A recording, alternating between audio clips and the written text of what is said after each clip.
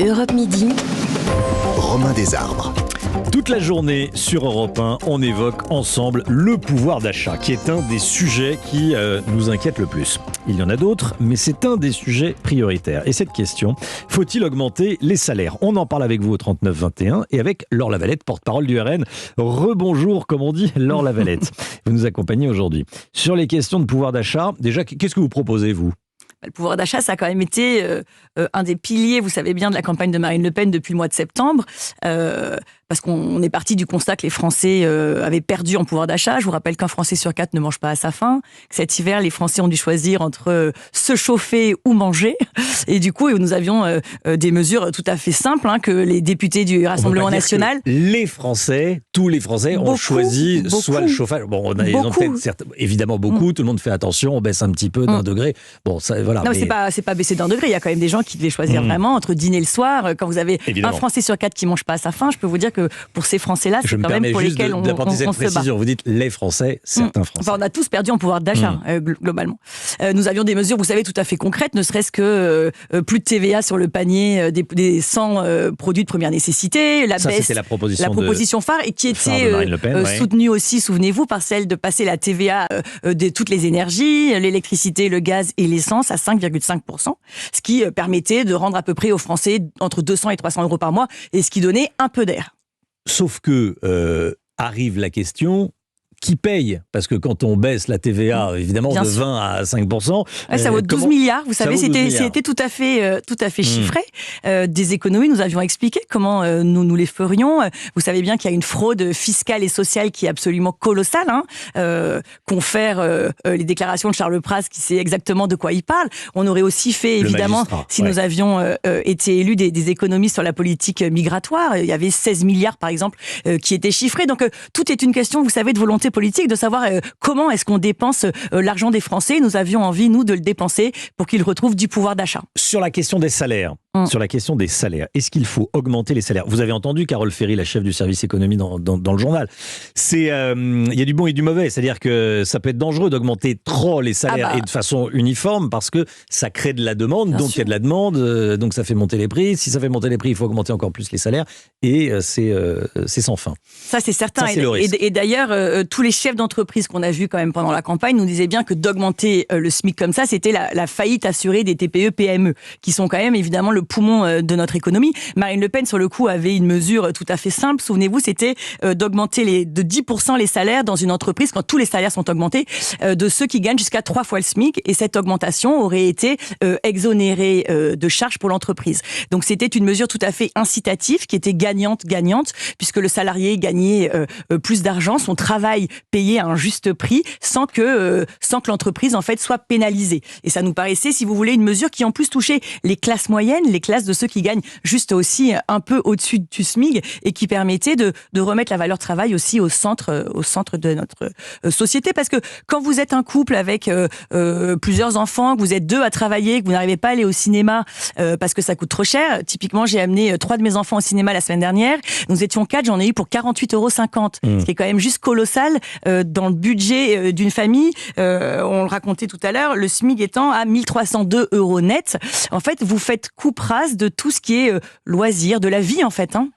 On est en direct avec Frédéric qui nous appelle d'Arcachon. Bonjour Frédéric. Bonjour, merci de me prendre à l'antenne. Merci à vous de nous avoir appelé au 39-21. Alors, qu'est-ce que vous en dites, vous ? Il faut augmenter ou pas les salaires ? Moi, je vais rester quand même très pragmatique. Les salaires, c'est avant tout les entreprises qui les versent. Donc, faut quand même pas trop se leurrer. Augmenter, je pense que l'État ne peut agir que sur le SMIC, ça c'est tout. Mais augmenter par décret les salaires. Bon, est-ce que les entreprises vont pouvoir, et surtout justement les PME, les petites entreprises, est-ce qu'elles vont pouvoir l'absorber ? Je doute que toutes les entreprises puissent absorber une augmentation du SMIC comme ça du jour au lendemain. Quant au pouvoir d'achat et tout ça, vous avez aussi, moi je pense, la clé du problème, malheureusement elle est qu'à moyen terme, c'est la relance économique. Il faut relancer de la richesse, entre guillemets, c'est-à-dire créer des marges et tout ça. Il faut de l'activité. Or, malheureusement, à l'heure actuelle, vous regardez même les secteurs où il y a de l'activité. Moi, je vois, dans la région où j'habite, le problème de la restauration et des services, on ne trouve personne. On ne trouve personne. Si vous saviez, vous allez dans les rues du secteur, vous avez des voitures, je cherche un tel, en CD et tout ça, on ne trouve personne. En tant que serveur, en tant que cuisinier, en tant que tout ça. Il y a des affichettes partout. Il y a des affichettes partout. Ah oui, je peux vous assurer, ça vaut le coup, je peux vous dire même sur les voitures. Non, je les ai vus, hein. Mais... attendez, et les gens négocient leur salaire. Il y a de la demande, ils peuvent négocier des salaires quand même qui sont relativement corrects. Oui. Parce que si on n'a pas création de richesse, vous voyez, je vois pas comment artificiellement on peut augmenter. Alors, le pouvoir d'achat, on peut augmenter bien sûr avec des chèques et ainsi de suite. Oui. Mais ce que je vous propose, Frédéric, on est pris par le temps. Oui. Il est 12h27. Restez avec nous. On part en publicité, comme on dit. On a le flash juste après avec Émilie Dez et on se retrouve juste après avec vous, avec tous ceux qui veulent échanger, débattre, donner leur avis au 39-21 et avec Laure Lavalette qui est porte-parole du Rassemblement National. À tout de suite. Europe Midi. Romain Desarbres. On est avec vous au 39-21. On est également avec Laure Lavalette, porte-parole du Rassemblement National. Merci Frédéric d'être resté avec nous. Vous nous appelez d'Arcachon en Gironde. Et vous expliquez, on parlait de l'augmentation des salaires. Vous dites, avant d'augmenter les salaires, avant de redistribuer de l'argent, il faut créer de la richesse. Et vous disiez, partout autour de vous, vous voyez ces petites affichettes, recherche un boulanger, recherche un mécanicien, recherche un serveur. Dans des secteurs bien spécifiques des services, de la restauration et tout ça. Et en CDI, il y a des pans entiers où d'ailleurs, je sais que c'est connu au niveau national, où justement on manque de personnes. Mais moi je pense que peut-être un des seuls leviers que l'État peut avoir, je pense pour redynamiser un petit peu en attendant l'économie, c'est relancer peut-être les grands travaux, les grands chantiers d'investissement du BTP sur les travaux à faire en France. Et je pense qu'il y a du boulot là. On pourrait peut-être commencer par là déjà pour essayer, parce que augmenter des salaires, si des salaires, vous savez, c'est comme la monnaie, ne correspondent pas à une richesse derrière, on peut pas financer avec du vent. Hein. Oui, donc, c'est ça. Il faut se relever les manches. Il faut que l'activité, il faut que c'est le salaire corresponde à une productivité, tout simplement. Laure Lavalette, et je pense que entendez... c'est la seule solution. Alors, on peut prendre quelques mesures, on attend bien sûr pour soulager les gens les plus endettés ou les plus. Mais le problème de fond, c'est relancer cette activité. Relancer l'activité. Et quitte à commencer, je vous dis, par le levier qu'a l'État, c'est-à-dire les grands travaux. Il y a énormément de choses à faire en France. Il y a de l'investissement possible. Voilà, je pense que la solution, malheureusement, elle est là, elle n'est pas... Laure Lavalette, porte-parole du Rassemblement National. Quand vous entendez Frédéric, petit 1, qu'est-ce qu'on fait pour tous ces chefs d'entreprise qui cherchent de la main-d'œuvre et qui n'arrivent pas à la trouver? C'est quand même fou. Là, c'est la Gironde. Frédéric nous appelle de Gironde. Vous habitez dans le sud. J'imagine que c'est pareil. Déjà, je suis ravie d'entendre Frédéric. Moi, j'ai passé toutes mes vacances à Arcachon. Quand vous passerez devant le Cornet d'Amour, Frédéric, vous pourrez penser à moi. Un peu de la Madeleine de Proust. Un peu de la Madeleine de Proust sur votre plateau. Non, c'est certain. J'en parlais encore hier avec une amie viticultrice qui ne trouve personne typiquement pour aller travailler dans les vignes. Je pense que ça a été aussi un effet pervers du confinement. Vous savez, typiquement pour la restauration, beaucoup de personnels sont partis et n'ont pas voulu revenir dans des métiers qui sont souvent difficiles et mal payés. Pour revenir sur ce que disait Frédéric, vous savez, l'histoire des grands travaux, ça a été une proposition de campagne de Marine Le Pen, corrélée aussi de celle du fonds souverain. Vous savez, mettre l'épargne des Français et donc dans ce fonds souverain qu'on mettrait au service de l'économie et ce qui pourrait permettre aussi de relancer un peu cette économie. Là, actuellement, les économies des Français servent notamment à financer le logement social, par exemple. Oui, c'est vrai. Déjà utilisé. Oui, mais là, c'était, j'allais dire, de plus grande ampleur avec ce fonds souverain. Il n'empêche qu'effectivement, la situation est quand même compliquée. On a un déficit record au commerce extérieur. On a quand même une inflation qui est galopante. Enfin, c'est sûr je pense que les Français sont assez découragés quand même en se demandant quand est-ce que leur pouvoir d'achat va revenir à peu près à la normale. Parce que quand le 10 du mois, vous vous demandez comment vous allez finir par remplir votre frigidaire, on comprend leur inquiétude évidemment. Sur l'inflation, on est à 5,2, la zone euro est à 8, plus de 8%. Donc ça veut dire que le gouvernement fait bien le job pour calmer l'inflation. Ouais, j'imagine que non. Vous allez me dire que non, bien sûr, mais bon. Non.